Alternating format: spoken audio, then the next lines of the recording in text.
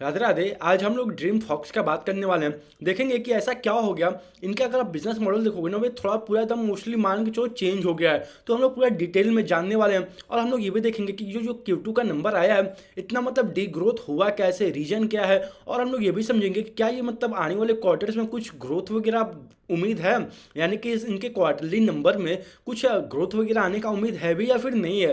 तो हम लोग पूरा डिटेल में बात करेंगे और हम लोग एक साथ में एक और कंपनी के बारे में बात करेंगे, फर्स्ट क्राई के बारे में। तो हम लोग पूरा डिटेल में डिस्कस करने वाले हैं कि क्या इन लोग का Q2 FY26 का रिजल्ट आया और साथ में इन दोनों कंपनी का कॉन कॉल भी हो चुका है। तो हम लोग वो भी डिस्कस करेंगे कि मैनेजमेंट वहाँ पे बता क्या रहा है, कि आने वाले क्वार्टर्स में कैसा उन लोग को दिख रहा है, डिमांड सिनारियो क्या है और क्या एक तरीके से हो सकता है इन लोग का रेवेन्यू ग्रोथ वगैरह। तो फिर चलिए अब हम लोग बिना देरी किए स्टार्ट करते हैं। बस आप लोग प्लीज़ एक बात का ध्यान रखिएगा, ये वीडियो कोई भी बाई और सेल रिकमेंडेशन बिल्कुल भी नहीं है।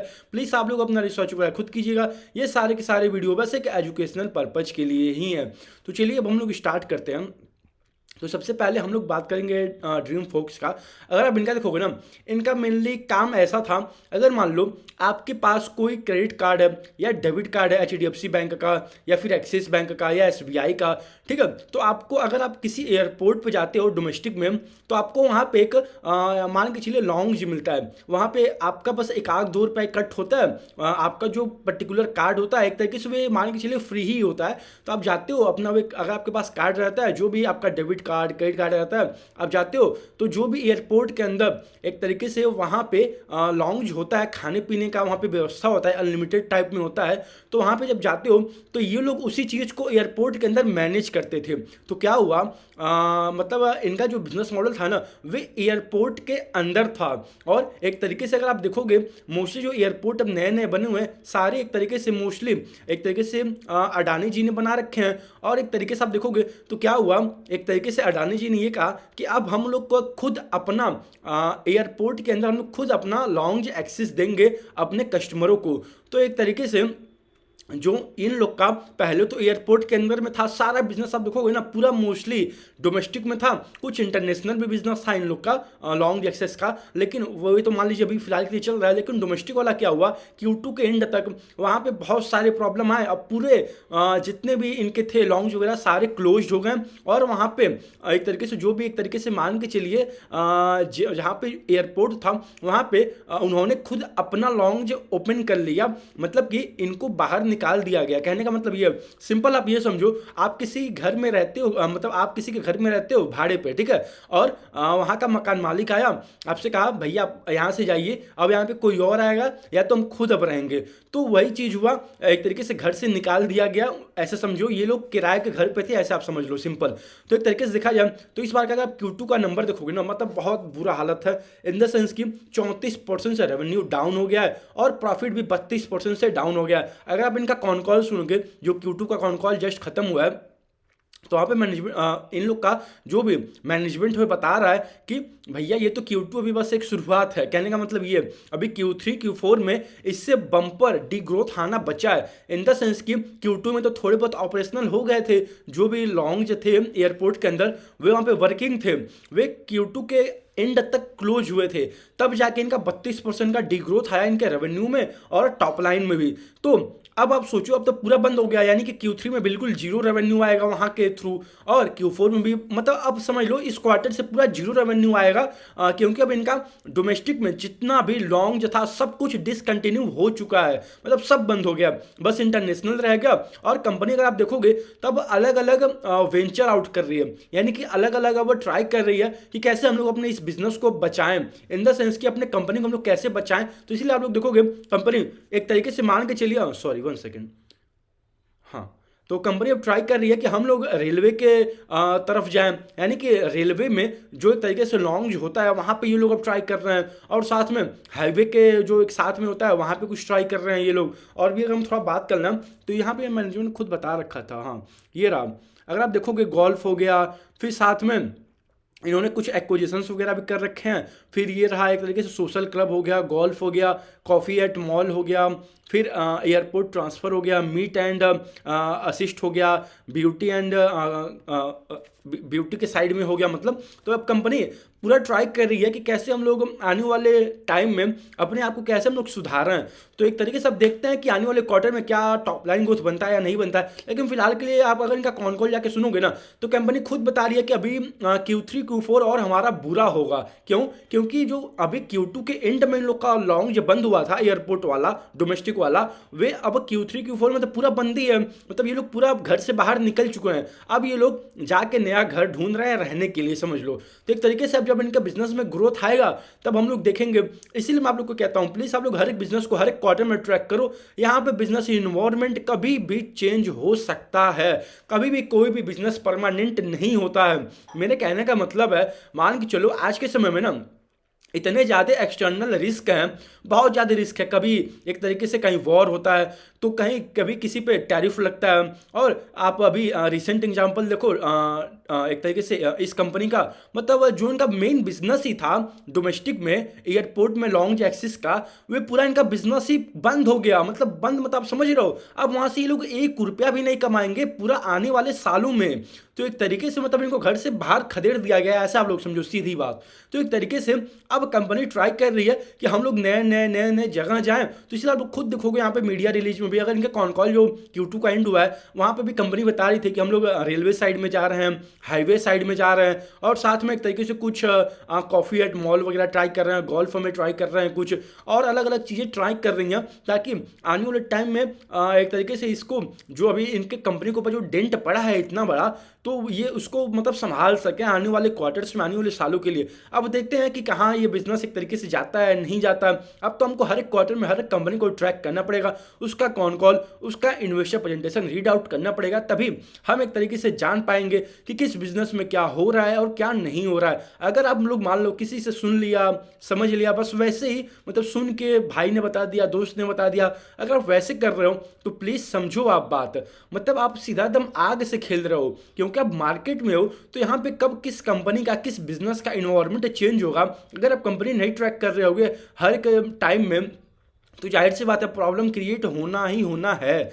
तो फिर चलिए अब इसके बारे में तो कुछ और बात करना रह नहीं गया है। Q3 Q4 कंपनी ऑलरेडी बता रही है, अपने कॉन कॉल में बता रही है, इनका मैनेजमेंट खुद कह रहा है, मैं नहीं कह रहा हूँ, ये इनका मैनेजमेंट खुद कह रहा है कि भाई हमसे अभी आप कोई उम्मीद मत रखो, अभी फिलहाल के लिए हम अपने आप को संभालना, वही बहुत बड़ी बात है। इन द सेंस कि अभी इनका Q3 Q4 और बुरा होगा। क्यों होगा? क्योंकि जो इनका डोमेस्टिक एयरपोर्ट लॉन्ग जो था वह पूरा एकदम पूरा क्लोज डाउन हो चुका है इनके लिए।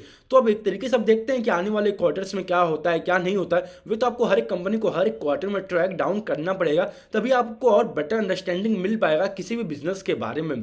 तो फिर चलिए अब हम लोग नेक्स्ट कंपनी के बारे में बात कर लेते हैं। सॉरी, फर्स्ट क्राई के बारे में ये रहा। अगर आप फर्स्ट क्राई का देखोगे तो इनका हार्डली मतलब रेवेन्यू 10% से ग्रो हुआ, GMV 11% से ग्रो हुआ, और अगर आप नेट प्रॉफिट वगैरह देखोगे तो कुछ प्रॉफिट नहीं है, 50 करोड़ का लॉस हुआ है। ये हो आप ये कह सकते हो कि इनका जो एडजस्टेड इबिट्टा है वे थोड़ा सा इंक्रीज हुआ है, और एक तरीके से जो इनका लेकिन प्रॉफिट आफ्टर टैक्स होता है वहाँ पे कुछ भी प्रॉफिट नहीं है। अभी फिलहाल के लिए 50 करोड़ का लॉस है। और लास्ट क्वार्टर भी आप जाके देखोगे फर्स्ट क्राई के लिए ये लोग एक तरीके से लास्ट क्वार्टर में भी मतलब 12% से इन लोग का टॉप लाइन ग्रो हुआ था, और वहाँ पे भी लॉस ही था।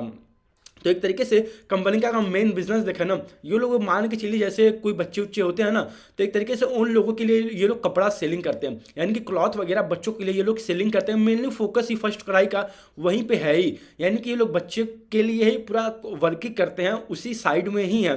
तो एक तरीके से ये लोग ऑफलाइन हो गया, ऑनलाइन हो गया, उसी के थ्रू अपने कस्टमर को सर्व करते हैं। इनका आप देखोगे तो फ्लिपकार्ट वगैरह पे भी है, इनका खुद से फर्स्ट क्राई का ऐप भी है, और ये लोग अपना खुद का company owned, company operated store वगैरह भी ओपन कर रहे हैं। और साथ में अगर आप देखोगे ना अभी फिलहाल के लिए बच्चों के जो कपड़ा वगैरह सेलिंग होते हैं वे मोस्टली अनऑर्गेनाइज है, यानी कि 84% बच्चों के कपड़े जो छोटे मोटे आसपास के दुकान होते हैं वहाँ से बिकते हैं। तो इसीलिए अब कंपनी एक तरीके से ऑर्गेनाइज करना चाहती है। और एक तरीके से आप देखोगे पहले जो वैल्यू फैशन में हुआ था, अनऑर्गेनाइज से ऑर्गेनाइज में लोग जा रहे थे, मे भी यहाँ भी हो पाएगा नहीं हो पाएगा, वे तो आपको हर एक कंपनी को हर एक क्वार्टर में ट्रैक करना पड़ेगा। तो फिलहाल के लिए 84% एक तरीके से अनऑर्गेनाइज है मार्केट बच्चों के कपड़े का। अब आने वाले क्वार्टर्स में देखते हैं कि कंपनी क्या कुछ ग्रोथ दिखाती है या फिर नहीं दिखाती है।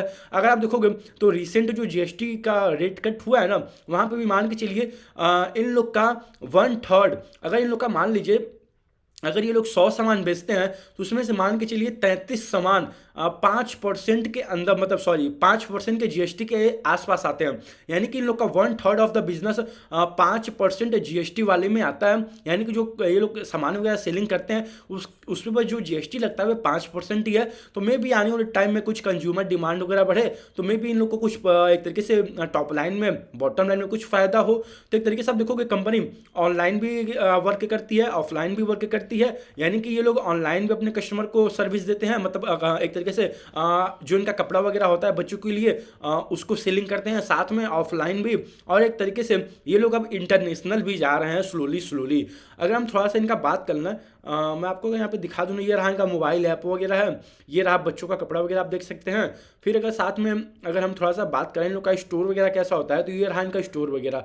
ये आप देखोगे ये कंपनी ऐसे ही अपना कंपनी ओन्ड कंपनी ऑपरेटेड अपने खुद के दुकान वगैरह भी ओपन कर रही है, ताकि ये लोग ऑनलाइन तो कर ही रहे हैं अब, ताकि आने वाले टाइम में ऑफलाइन भी कर पाएँ। क्योंकि मान के चलिए अब आज के टाइम में थोड़े एक तरीके से इन द शॉप बाई करने का थोड़ा कल्चर वापस एक धीरे धीरे स्लोली आ रहा है। इन द सेंस की मतलब चाहते हैं लोग सीधा जाएं स्टोर में, पसंद करें, ट्रायल रूम होता है, पहने, एसी वगैरह लगा ही रहता है, तो वहाँ से हम लोग खरीदें फिर अपने घर आ जाएं। तब धीरे धीरे थोड़ा एक तरीके से एक्सपीरियंस देना चाह रही है कंपनी ऑफलाइन में भी। तब देखते हैं कि आने वाले क्वार्टर में कुछ ग्रोथ बनता है कि नहीं बनता है। लेकिन फिलहाल के लिए लास्ट 2 क्वार्टर और लास्ट कई सारे क्वार्टर में कुछ एज सच ग्रोथ नहीं है। हाँ ये है इनका थोड़ा लॉसेस अब धीरे धीरे स्लोली कम हो रहा है और इबिट्टा मार्जिन वगैरह थोड़ा ऊपर जा रहा है, ग्रॉस मार्जिन भी थोड़ा इंप्रूव हो रहा है। तो नो डाउट आप कंपनी ट्रैक करते रहिएगा। अभी डिमांड तो बहुत ज़्यादा है इन द सेंस कि अभी बस 84% मान के चलो अभी अनऑर्गेनाइज है। यानी कि अभी पूरा खुला मैदान है इनके पास, ये लोग जितना कस्टमर को एक्वायर कर पाए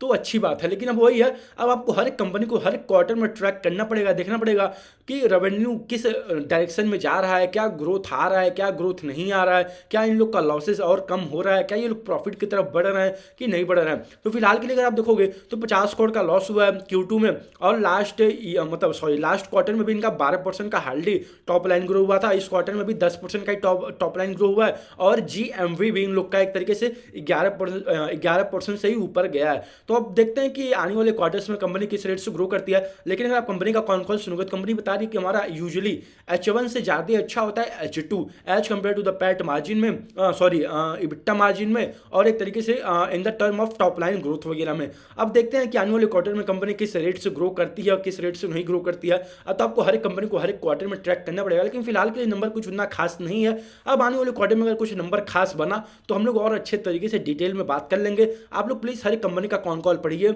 इन्वेस्टर प्रेजेंटेशन रीड आउट करिए, ताकि आप लोग को और बढ़िया अंडरस्टैंडिंग मिल पाए किसी भी बिजनेस के बारे में।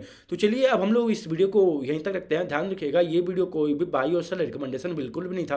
प्लीज़ आप लोग अपना रिसर्च वगैरह खुद कीजिएगा। ये सारे के सारे वीडियो वैसे एजुकेशनल पर्पज के लिए ही है। राधे राधे।